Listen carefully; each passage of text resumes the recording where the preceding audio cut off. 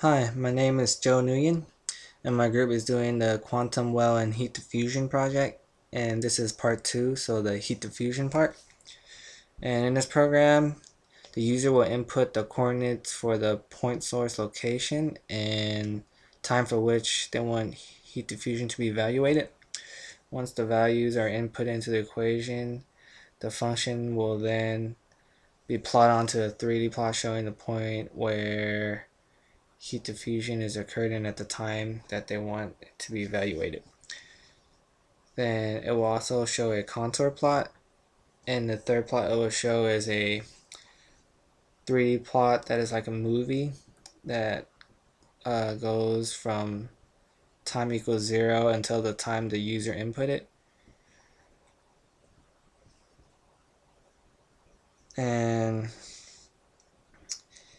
in task 2, here I had to find the relationship between K and alpha, and I actually did this by hand on paper, and I took the derivative and the second derivatives of phi with respect to x, and respect to y, respect to z, and respect to t. Then I plugged it back into the equation with alpha, and after I canceled everything out, in the end I came up with k is equal to alpha. And in task 3, here we had to obtain the values from the user. So I used the input function to display a quote telling the user which values to enter. And after that, I had to make an if loop to show that when the user does not enter a value for x naught, it is set to 0, and that's the same thing for y naught and z naught. And also I had to make sure the value is within the range of negative 400 to 400. So I also use the if loop to make sure that it's within the range, and if it's not, the program will not continue, and it will tell the user that the value is not within the range.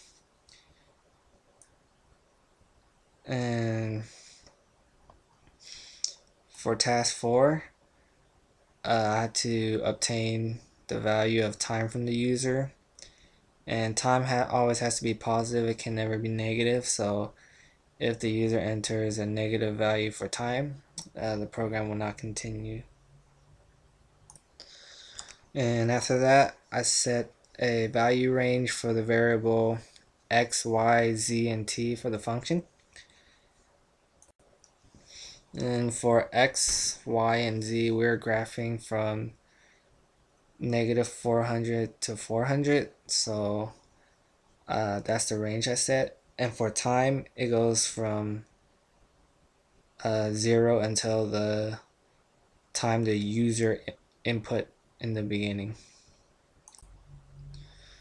Then I created these for loops, and I used them to reassign x, y, z, and t to capital X, capital Y, capital Z, and capital T. Then I created positive values with the length function and assigned it to the capital X, Y, Z, and T. And in the function, I used capital X, Y, Z, and T to define the variables for the heat diffusion equation.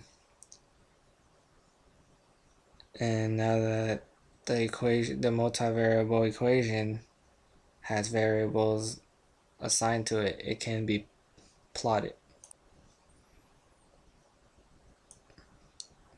So in task 5, we begin to plot the function. So I use figure 1 to bring up a figure to put the plot on, and I use the surf function to plot this heat diffusion equation. And And this will plot all the values of x and y and the heat diffusion equation onto the 3D plane. Then I used the label functions to give the plot a title and to name the x, y, and z axis. And in task 6, I had to create the contour plot, so I bring up another figure for this plot, and I used the same function that I used for the surf function, but I put it into a contour function, and this will create the contour plot. And then I had to assign a variable to the contour plot so that I could rename or label the contour lines in the plot. And again, I used the label functions to give it a title and rename the axis. And in task 7 is where I had to make the movie. So I bring up another figure, and I use the for loop to set the range of time that the movie needs to run, and it'll run from t=1 until the time the user input it. So inside the for loop, we use the surf function again because we're plotting the surface of the heat diffusion equation, but this time I have to put a delay in order for it to become a movie. So it will plot the function at a certain time and 0.5 sec, and it will pause for 0.5 seconds, and then it will move on to the next time until the time that the user input it. And here again, I use the label functions to give the plot a title and to name the x, y, and z axis. And now I will demonstrate the program. So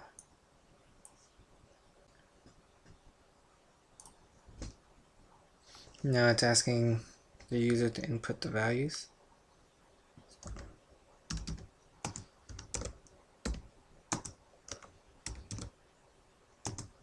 And it's asking the user for the time.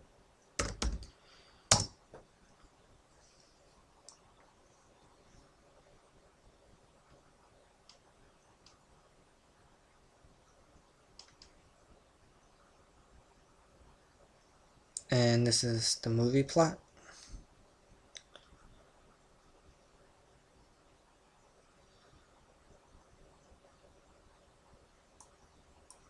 And here is the contour plot. And here is the surface plot at the time the user input. And that's it.